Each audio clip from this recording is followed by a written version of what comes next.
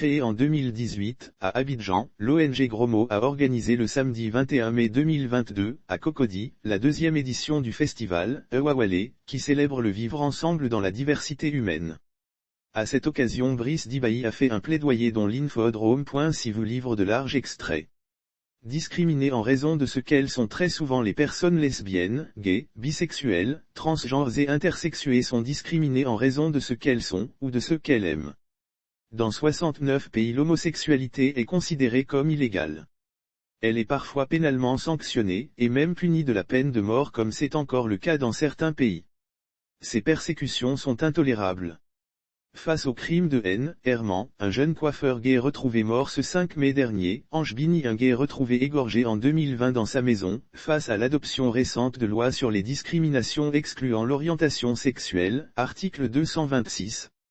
Rien, jamais, ne peut venir expliquer, légitimer ou justifier des atteintes et violations des droits de l'homme qui sont universels et attachés à toute personne. Il importe de rappeler que rien, jamais, ne peut venir expliquer, légitimer ou justifier des atteintes et violations des droits de l'homme qui sont universels et attachés à toute personne, quelle que soit son orientation sexuelle ou son identité de genre.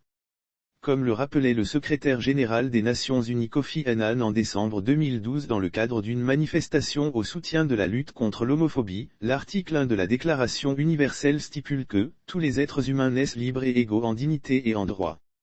Tous les êtres humains, pas certains, pas la majorité, mais tous.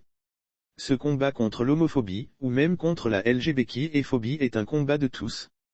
Ce combat n'a pas de genre ni d'orientation, ce combat n'a pas de race ni de religion. Lire aussi deuxième édition du festival Ewawale pour lutter contre les discriminations liées à l'orientation sexuelle. Il faut sans cesse rappeler à nos législateurs que nous faisons partie de leurs électeurs, il faut sans cesse rappeler à nos forces de l'ordre que nous avions davantage besoin de protection et de justice. Il faut sans cesse rappeler à nos guides religieux que si l'homme a été créé à l'image de Dieu alors nous les personnes LGBTI sommes dans l'amour de Dieu. Il faut sans cesse rappeler à nos entreprises et recruteurs que l'orientation sexuelle et l'identité de genre ne font pas partie des critères de sélection pour emploi.